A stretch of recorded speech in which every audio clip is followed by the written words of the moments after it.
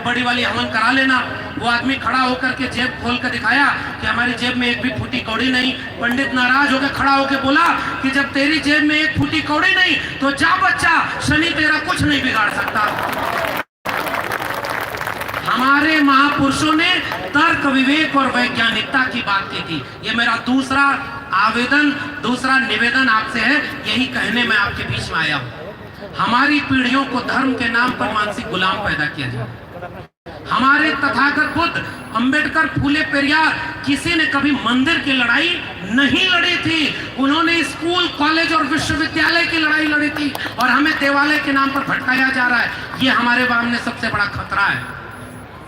ये दूसरी बात मेरी महत्वपूर्ण है और वो खतरा कैसे है आपको बस बता दे रहा हूं। इस देश में जितने सरकारी स्कूल हैं उनमें किनके घरों के बच्चे पढ़ते हैं?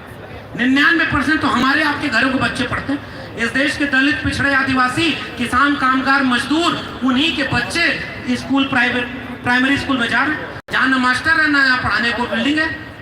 और जिसके जेब में पैसा और जो सांस्कृतिक रूप से बहुत ताकतवर है, उसके बच्चे अशोका, गलगोटिया, एमटी में पढ़ते हैं, विदेश पढ़ने जा रहे हैं और उन सरकारी स्कूलों, सरकारी विश्वविद्यालयों को बर्बाद किया जा रहा है और नई शिक्षा नीति इस देश में लागू कर दी गई।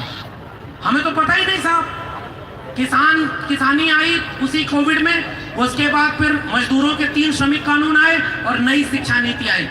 मेरा आपसे आग्रह है गुड़गांव के लोगों, आप बाबा साहब की जयंती मना रहे हैं, ये बहुत शानदार काम है। आप हर साल मनाइएगा, हर महापुरुष की जयंती मनाइएगा, ऐसे ही एकजुट रहिएगा।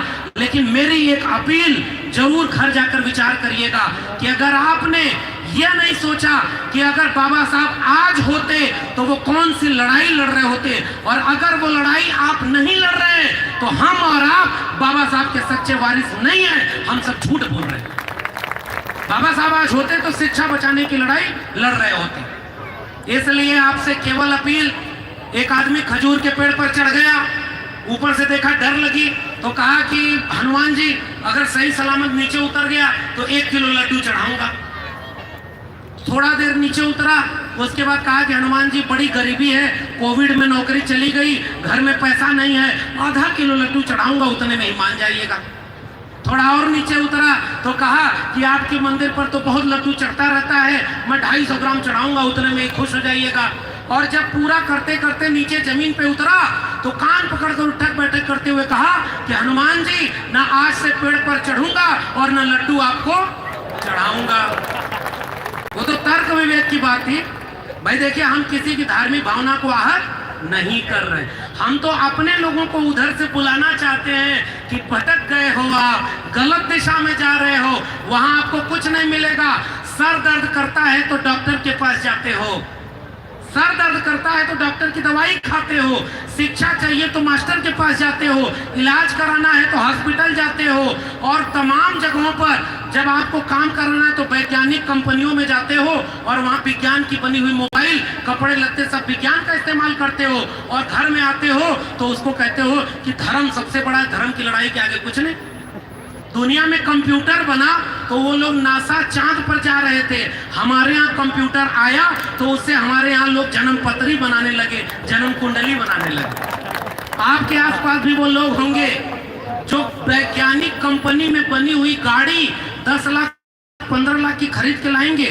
विज्ञान ने गाड़ी बनाई, विज्ञान आपको गाड़ी दे रहा है और उस पर आते ही पहले नारियल फोड़ेंगे, उसकी पूजा करेंगे। अरे जब पूजा करके ही सब कुछ मिलना होता तो विज्ञान की जरूरत क्या होती? मैं केवल ये दूसरी बात आपसे अपील करने आया हूं, तार्किक बनिए, वैज्ञानिक दृष्टिकोण को अपनाइए। इस देश में मानसिक रूप से गुलाम बनाने की एक लंबी परंपरा है।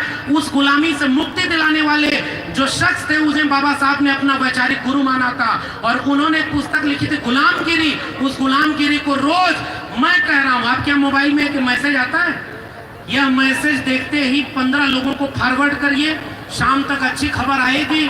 सुरेश ने मैसेज देख के फॉरवर्ड नहीं किया, शाम तक उसके यहाँ बुरी खबर आ गई। आप भी आओ, देखते न ताओ मैसेज फॉरवर्ड कर देते हैं। मैं आपसे एक मैसेज फॉरवर्ड करने कह रहा हूँ, इस देश में भारत का संविधान, मंडल कमीशन, जाति का विनाश, गुलामगिरी, इन 4 किताबों को फॉरवर्ड करिए। आप देखिए आपके जीवन में बहुत अच्छी अच्छी खबर आएगी, ये मेरा वादा है आपसे। आपको मुक्ति दिलाने वाला ये सब काम है भाई। बाबा साहब होते तो वो ये देखकर खुश नहीं होते कि 90%